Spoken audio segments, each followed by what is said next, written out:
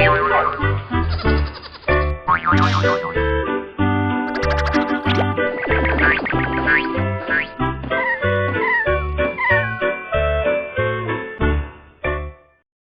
बच्चे के लिए जितना ज़रूरी होता है स्कूल, उतनी ही ज़रूरी होती है उसके लिए एक टीचर से मिलने वाली गाइडेंस भी।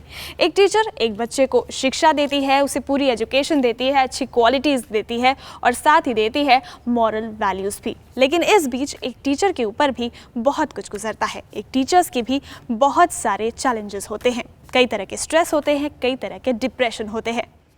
और इन स्ट्रेस और डिप्रेशन से गुजरते हुए, इनसे लड़ते हुए फिर भी टीचर को तो पढ़ाना ही है।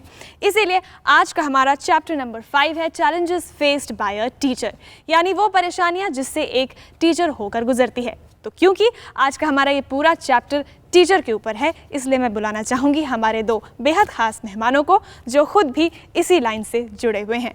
Please welcome Anuradha Sharma, principal of Ryan international school, and Deepti Sinha. Hello ma'am, welcome to the show. Hello ma'am, please take your seat.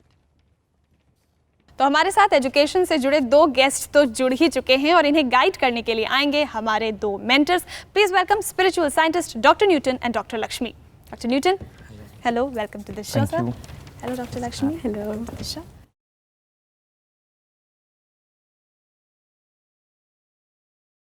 तो डॉक्टर न्यूटन, डॉक्टर लक्ष्मी, आज का हमारा जो चैप्टर है वो है challenges faced by a teacher.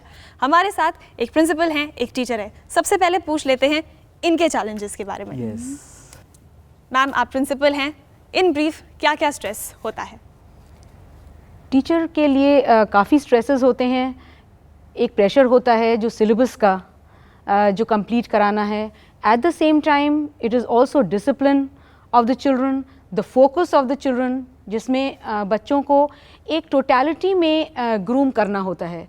और वो चीज़ क्योंकि हर बच्चा एक अलग तरीके का होता है और गोल सेम होता है, so the teachers challenge is कि वो किस तरह उन सभी बच्चों को जो कि अलग अलग तरीके के हैं उनको कैसे उस गोल की तरफ ले जाएं। जी डॉक्टर न्यूटन, इसका जवाब क्या होगा? It's most commonly this is what every teacher faces, the same challenge. Like they have to complete the syllabus and there is a time frame for it. And one more thing is whether the student's receptivity, whenever student is not really learning or not absorbing the lessons, they're not really focused. That also really brings down, teacher feels very much, you know, oh, what am I doing here? I'm giving my best, but students are not really receptive to all the lessons. So this is one of the challenges, very important thing to deal with it. And when we integrate with spirituality, I think that can be easily tackled. The first thing is every teacher also needs to de-stress every day. Because so much stress they go through. Definitely. It's not a really simple job. It's really a very, very challenging task. Deepti जी, आप teacher हैं, बहुत सारे बच्चों को पढ़ाती हैं। हर रोज़ क्या ऐसी चीज़ है जो आपको सबसे ज़्यादा टेंशन देती है? बहुत सारी चीज़ें हैं जिससे एक टीचर को कोऑर्डिनेट करना पड़ता है। क्लासेस में बहुत सारे अलग अलग कैपेबिलिटीज़ के, अलग अलग एटीट्यूड के, अलग अलग इंटरेस्ट के बच्चे होते हैं, टेम्परामेंट डिफरेंट होते हैं और उनके ऊपर भी स्ट्रेस होता है।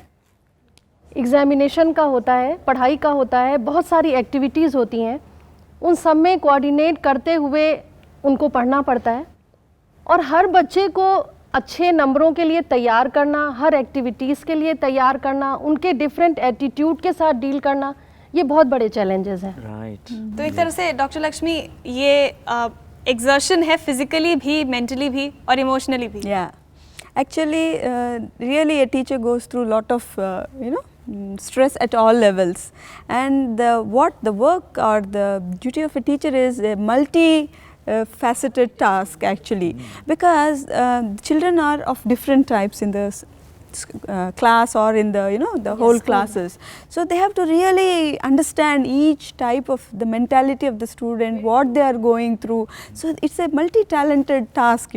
But the teachers looks into that positive and the strength of every different child Yeah. and try and motivate. Yes. So that the bare minimum of everything is done.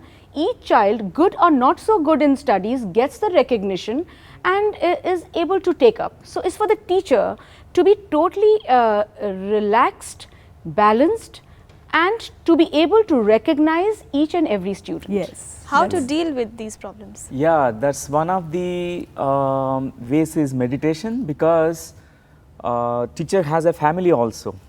They come from the family every day morning. They have to travel to the school. They carry even the stress at the family also, because You're very right. whatever that they go through, that stress and a lot of pressure also, they have to play a dual role, being a teacher in the school and a family member in the family, in the relationship, and it's really a dual role. So whatever stress that is there, the best thing is every day giving the time for our own selves. Every teacher if spends some time for calming down the mind, and also relaxation, completely the body and the mind, and connecting to what is called our inner self. जी, हम जिस stress की बात कर रहे हैं, जो challenges की बात कर रहे हैं, वो आजकल लगभग हर स्कूल की टीचर्स को ही होता है, लेकिन हमारी क्लासरूम होलिस्टिक स्कूल की है। वहाँ के टीचर्स को भी क्या ऐसे ही चैलेंजेस फेस करने पड़ते हैं? Yes, there also teachers will have challenges, whether it is ordinary school it will be more in a holistic school, because there is an element of holism, because it's the overall development of a human being that is aimed at. Yeah. So there are less challenges, less stress levels. लेकिन holistic schooling में एक teacher completely prepared होती है, और she will be totally well balanced, because she और he takes care of herself, of himself, through meditation and through the spiritual understanding. They will be able to deal with the students very well. जी, या students के साथ deal करने की जो problems हैं वो उसकी तो बात हो गई, पेरेंट्स के साथ भी डील करना मुश्किल होता है. It has to be a team. जो आज हम सोच रहे हैं, या whatever is the goal of the student has to be understood very well to the parent as well.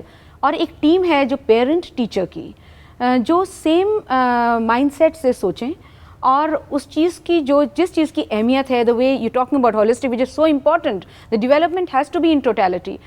तो पेरेंट्स को भी वो चीज़ समझना बहुत ज़रूरी है, नहीं तो बच्चा टोटली कंफ्यूज हो जाता है. स्कूल में टीचर उनको किसी तरह की चीज़ों की इम्पोर्टेंस बताती हैं, but where is when the child goes home, वहाँ पे जाके पेरेंट्स माइट से कि ये चीज़ सही नहीं है और it's a waste of time.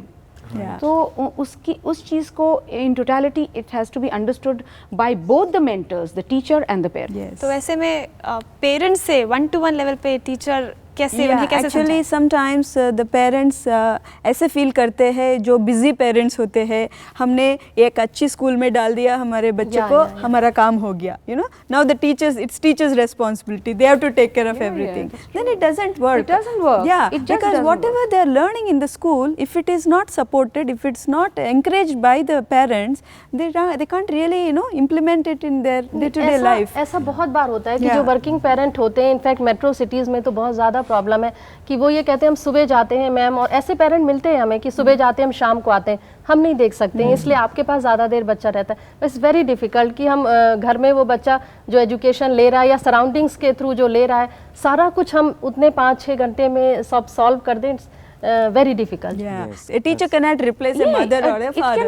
It cannot. It's a team. That's why It is a team. It is a team. Sir एक चीज़ और पूछना चाहती हूँ Yes. कि पेरेंट और टीचर के अलावा पेरेंट्स को एटलीस्ट ये भी ध्यान रखना चाहिए कि वो अपने आसपास किन चीज़ों से क्या सीख रहा है, क्योंकि जो भी कुछ वो माइंडसेट एक लेके स्कूल में आता है, उसे एकदम से 4 घंटे में हमारे लिए चेंज करना मुश्किल है. जी.